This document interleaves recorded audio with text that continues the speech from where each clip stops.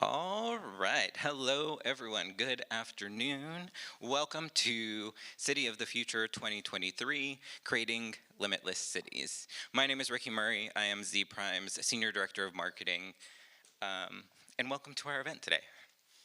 I have a few housekeeping notes for you before we begin. First one, we do have Wi-Fi in the building, so should you need to access the Wi-Fi, it is under GWU Connect. It will ask you a few questions.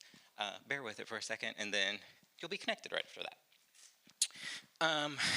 GWU has a sustainability promise that we are holding true to for this event as well, so you'll find no paper agendas here.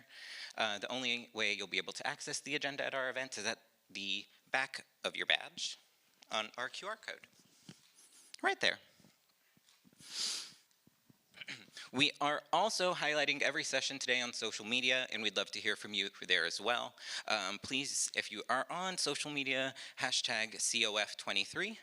You can also tag ZPrime on any social account at ZPrime, ZPRYME. Our restrooms are located downstairs in the bottom floor, and on the second floor is where we will be having our afternoon reception. So at about 5 today, we'll be having a networking reception right up there on the second story. My last reminder for you is while you are inside of the auditorium, there is a no food and beverage policy. However, we do know you are going to be in here for a while for the rest of the afternoon, so should you need to stretch your legs or take a break or anything, we have plenty of areas right outside for you to do that. That being said, without further ado, kicking us off for our event is our Senior Director of Research and our Senior Research Analyst, Joyce Dooley and Aaron Otan. Please join me in welcoming them to the stage.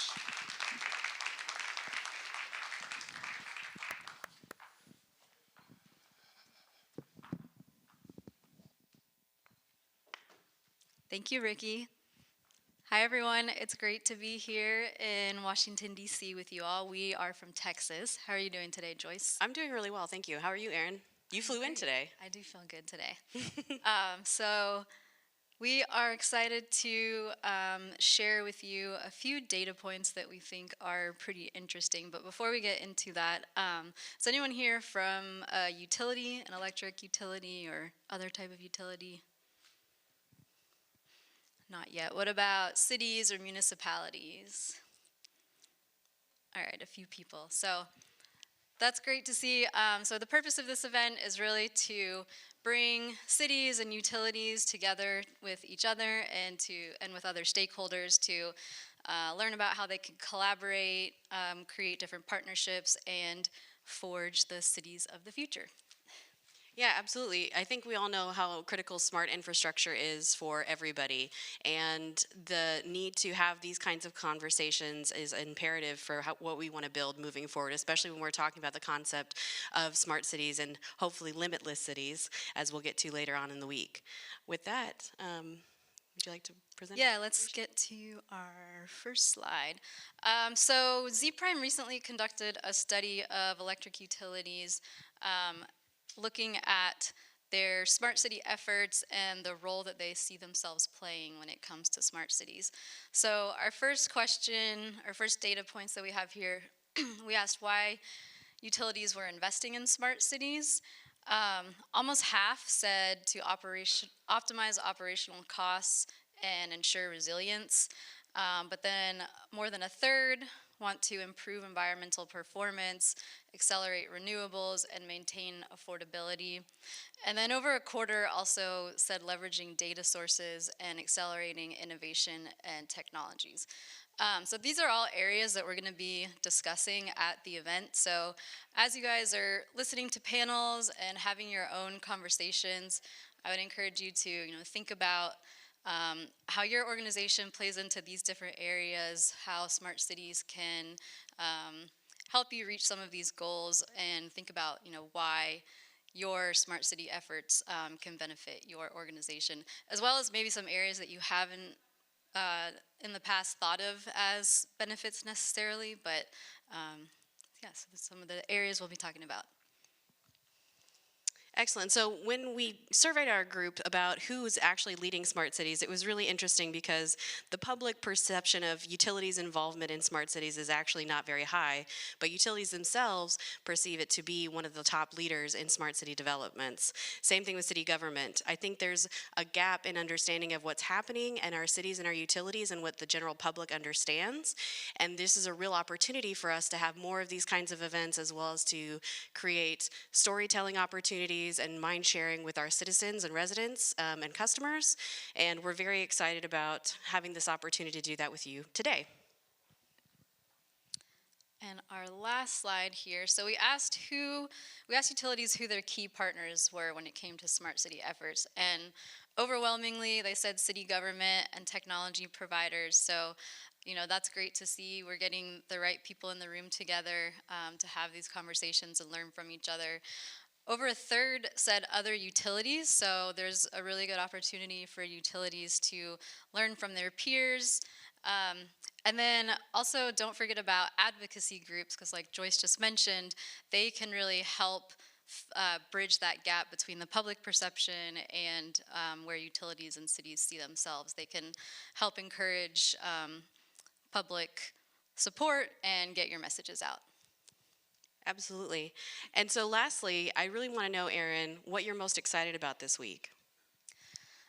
So I'm excited to hear from everyone here and the different speakers we have what their vision is for the city of the future. I think everyone has a different idea, and so I'm just looking forward to hearing what everyone has to say about that question. Excellent. And with that, what are you excited about? Oh, for me, it's really hard to pin it down because I think we have a really great lineup. There's some amazing thought leaders that are going to be speaking both from a utilities perspective as well as from an education and from a municipal perspective. And we even have some federal people coming, which is excellent because I think having a broad scope of what's happening in smart cities is going to be really impactful, especially since so much of the efforts seem to be very independent initiatives happening at the municipal level. So getting a federal perspective is going to be really awesome. Perfect. Well, everyone enjoy the event. We'll be around if you have questions or want to chat with us throughout the next couple days, but everyone enjoy. Thank you.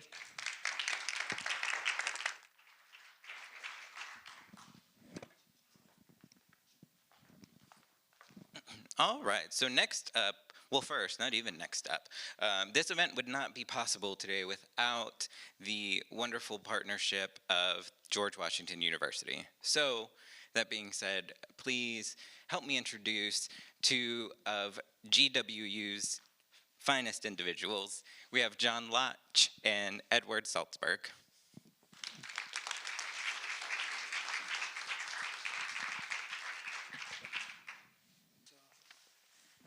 So I wrote a few notes, but I think I'm going to put them aside for just a second.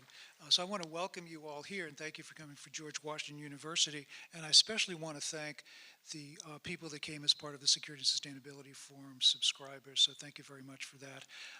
I'm part of George Washington University. I'm in the Environmental Energy Management Institute. And John Deason is the director. He's sitting right over there next to Frank Cesno, who's going to be following us, who runs this building in the Media Center. So thank you, Frank, for being here and participating. Let me just say, before I introduce John Latchard, who's the Dean of the School of Engineering and Applied Science, I just want to say just two things about the Security and Sustainability Forum, since we are one of the co-hosts. If you haven't been on our website recently, you can Google Security and Sustainability Forum. But I want to direct you to the section on tracks where we store all of the webinars that we've been doing since 2009. Tremendous educational resource. It's made all free because of associations like GWU and some other universities and other organizations that we work with. And I get notes all the time from subscribers saying that we depend upon you to tell us what issues to pay attention to. And that makes me feel really good. And it's not me, it's the associations that I have with GW and others that enables me to be in that situation. Well, we're here to go on a 3-day journey into the city of the future and what that city is going to look like. And you're going to hear from leaders all across the world, including the European Union, which is going to be here on Thursday afternoon, really looking at transatlantic issues between cities. Many of the speakers are from utilities, many of them from municipalities, some from industry like Google, and several GW leaders as well, from research, from energy implementation. One grad student is going to be here this afternoon, a PhD candidate, and I'm looking forward to that session especially. So I'm going to kick this off by just introducing John, and let me just refer to a few notes that I wrote down here because I won't remember it all. So educated at Stanford and UCLA, Dr. Latch has been the GW Engineering School Dean since August 2019, with 20 years previously at the University of Virginia, one of my alma maters, by the way, in the Department of Electrical and Computer Engineering, including several years as department chair.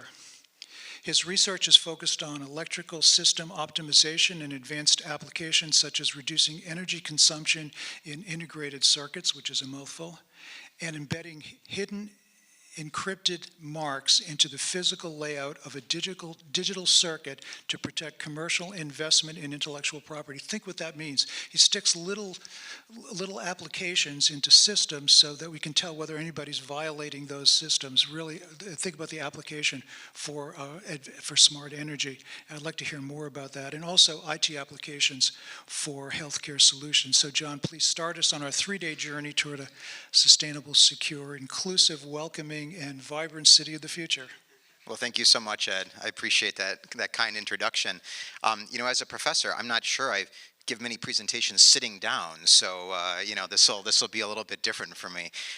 But first of all, good afternoon, everyone, and welcome to the conference on the sustainable city of the future on the campus of the George Washington University. I am thrilled that you all are here this week to discuss and explore how we can create more sustainable and livable future for our cities and for the people who live in them. Thank you to Z Prime for organizing this conference, and many thanks to the Security and Sustainability Forum and the European Commission for co-hosting this event with the George Washington University's Environmental and Energy Management Institute. So as you know, GW is unique in its location here in the heart of Washington, D.C., and you know, that, of course, provides our students with unparalleled access to internships, networking opportunities, and the city's rich cultural and historical resources. Our students come here for those opportunities and ultimately to become leaders and to have a positive impact on our world. And I expect many of you are here for the same reasons, and I hope you have a chance to experience what our nation's capital city has to offer. So in preparation for this talk, I was provided some really interesting statistics from my colleagues here. And starting with, you know, already the majority of the global population currently live in urban areas, and the UN estimates that an additional 2.5 billion people will move to cities in the next 3 decades.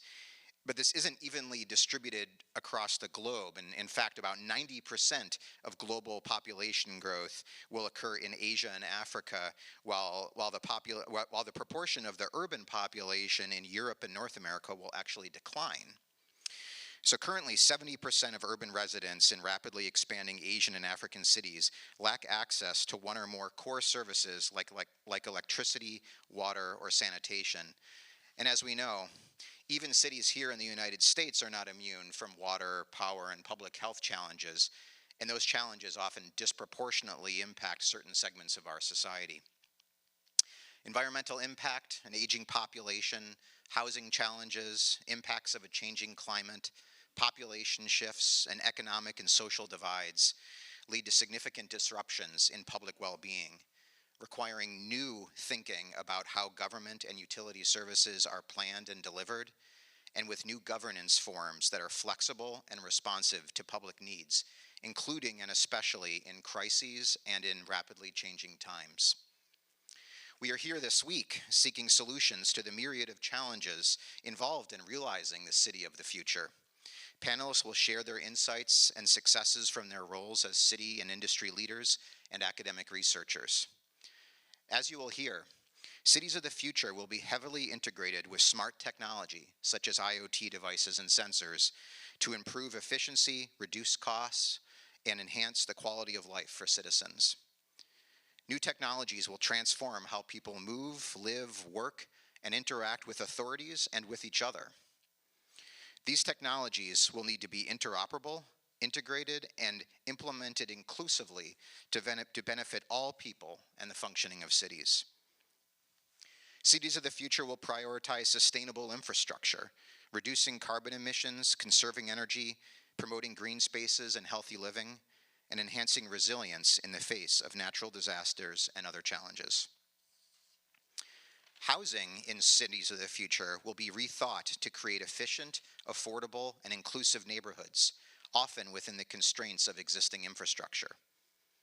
Cities of the future will have advanced transportation systems, including electric and autonomous vehicles, and improved public transportation options that provide equitable access to critical services.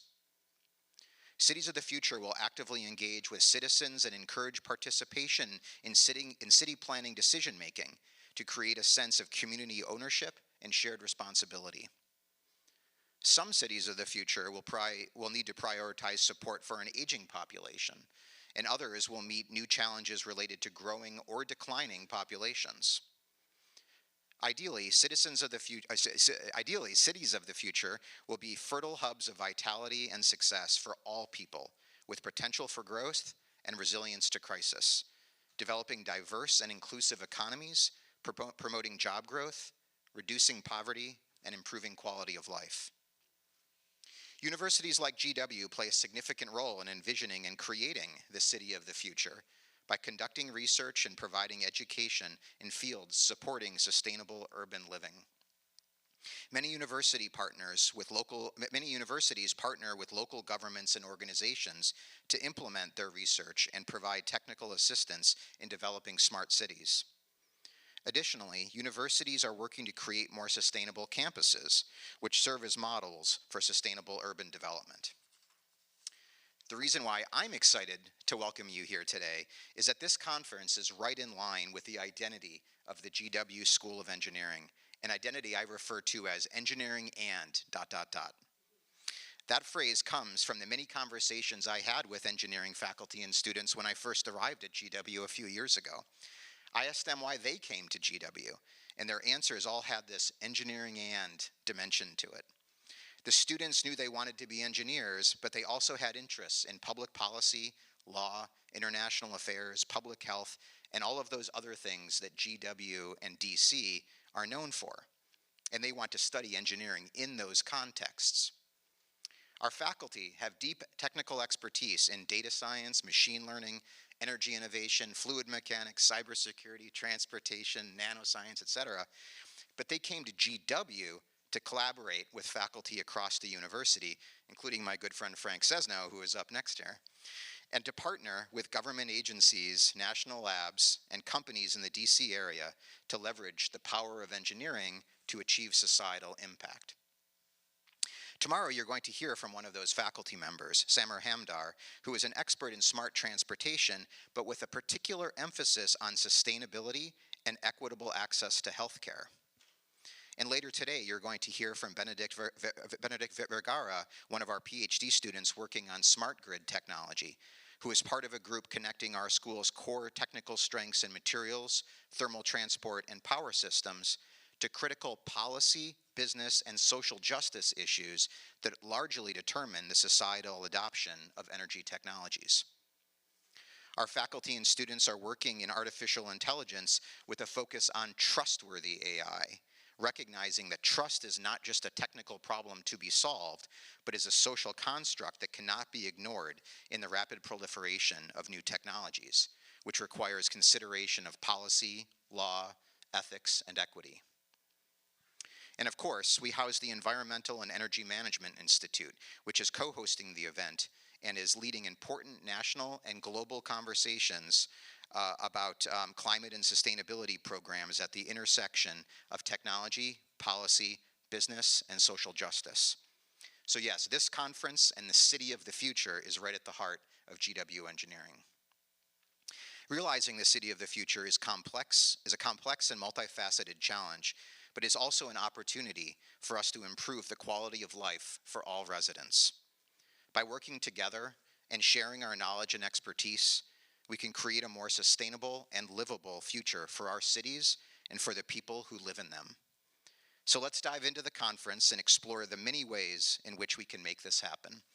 Thank you and best wishes for a successful conference.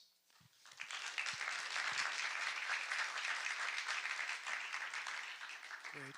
Inspiring thoughts, John, so thank you very much. And thank you all for coming. Over 250 people registered. There's going to be a lot of coming and going. I hope you all stay and come back because there'll be a lot of mixing and networking opportunities. So let's keep going. And Ricky, I think you were coming back up again.